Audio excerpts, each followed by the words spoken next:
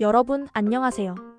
혹시 헤어진 연인과의 SNS 흔적 때문에 밤잠 설치고 괜스레 마음 아파했던 경험 다들 한 번쯤은 있으실 겁니다. 이별 후에도 끊임없이 전 애인의 소식을 염탐하게 되고 결국엔 내 마음만 더 시끄러워지고 복잡해지는 경험 말이죠. 오늘은 바로 이 디지털 이별의 잔혹함에 대해 함께 이야기해보려고 합니다. 도대체 왜 우리는 헤어졌는데도 SNS 흔적까지 말끔히 지워야만 하는 걸까요? 그리고 그 뒤에 숨어있는 우리의 관음증적 미련은 대체 무엇이며 어떻게 하면 이 복잡한 감정에서 벗어날 수 있을까요? 자, 그럼 함께 파헤쳐 봅시다. 이별 후에 가장 먼저 하는 일 중 하나가 뭘까요? 아마 많은 분이 카카오톡이나 인스타그램 같은 SNS를 과감하게 차단하는 걸 꼽을 겁니다. 단순한 친구 삭제나 언팔로우를 넘어 아예 접근 자체를 막아버리는 차단이라는 극단적인 선택을 하는 이유는 무엇일까요? 이게 단순히 상대방이 내 소식을 보는 게 싫어서일까요? 아니요, 사실 그보다 훨씬 더 깊은 심리적 의미가 숨어 있습니다. 이 차단이라는 행위는 단순히 물리적인 단절을 넘어 스스로에게 이제 정말 모든 것이 끝났어. 과거와는 완전히 단절하고 새로운 시작을 할 거야 라고 선언하는 의식적이고 상징적인 행위에 가깝습니다. 차단 버튼을 누르는 순간 우리는 미련을 끊어내고 새로운 시작을 다짐하는 거죠. 마치 오래된 나쁜 습관을 끊어내기 위한 강력한 의지 표현이라고나 할까요? 스스로에게 확실한 경계를 긋고 더 이상 과거에 얽매이지 않겠다는 강력한 메시지를 보내는 겁니다. 이러한 행동은 때로 우리가 이별의 아픔을 극복하고 나아가는 데 필요한 단호한 태도가 될 수 있습니다. 그럼 차단은 언제쯤 해제해야 할까요? 솔직히 말하면 이 질문에 대한 명확하고 보편적인 정답은 없습니다. 사람마다 이별을 극복하는 시간과 방식이 다르기 때문이죠. 하지만 심리 전문가들은 전 애인에 대한 감정적 동요가 없을 때, 즉 상대방의 소식을 보거나 듣더라도 내 심장이 흔들리거나 감정적으로 휘둘리지 않을 때를 이야기합니다. 이걸 감정의 중립성 테스트라고 부르기도 합니다. 상대방의 프로필 사진이 바뀌든 스토리에 새로운 소식이 올라오든 혹은 그 사람에 대한 이야기를 듣더라도 내 심장이 요동치거나 복잡한 감정에 휩싸이지 않을 때 비로소 차단을 해제할 타이밍을 고려해 볼 수 있다는 겁니다. 더 나아가 새로운 관계나 자신의 학업, 직업적 목표 혹은 개인적인 성장에 집중하면서 스스로의 삶에 대한 만족감과 안정감을 느낄 때도 차단 해제를 고려할 수 있겠죠.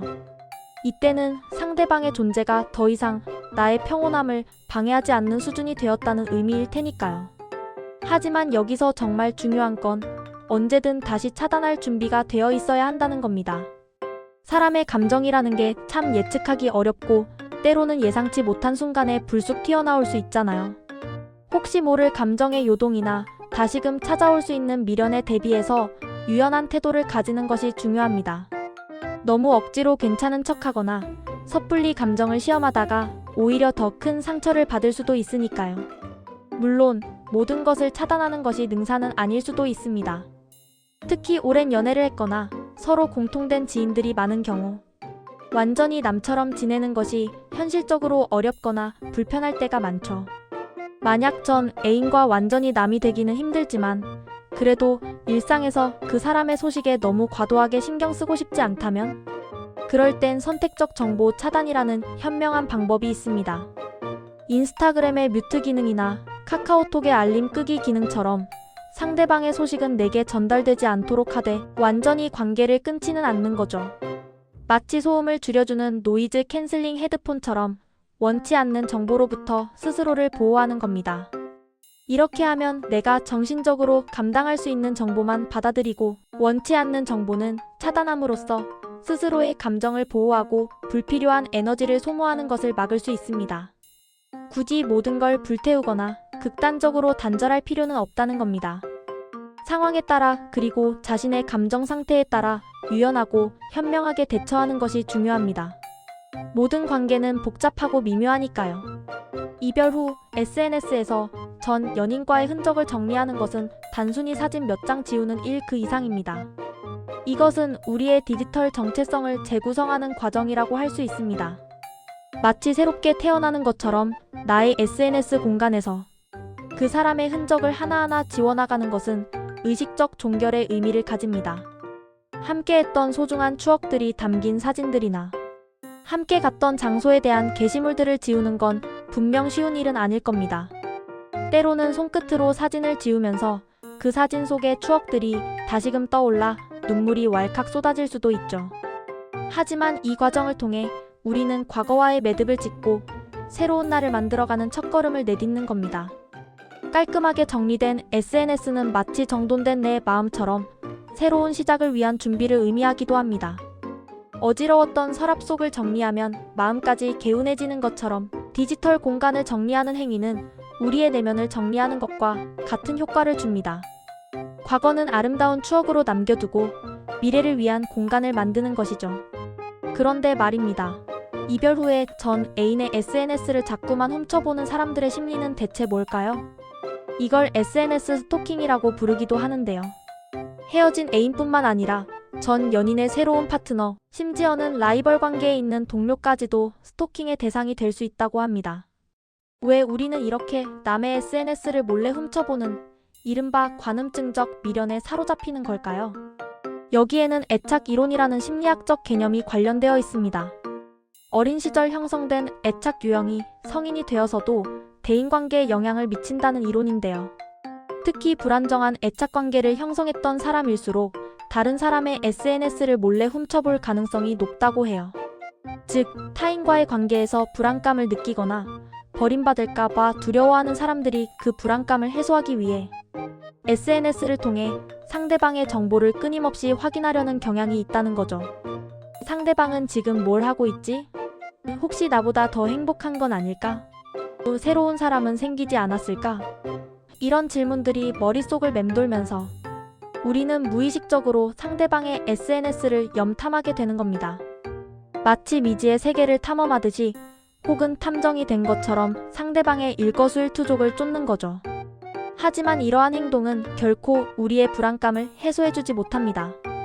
오히려 상대방의 행복해 보이는 모습이나 새로운 인연의 등장에 더 큰 상실감과 자괴감을 느끼게 할 뿐입니다.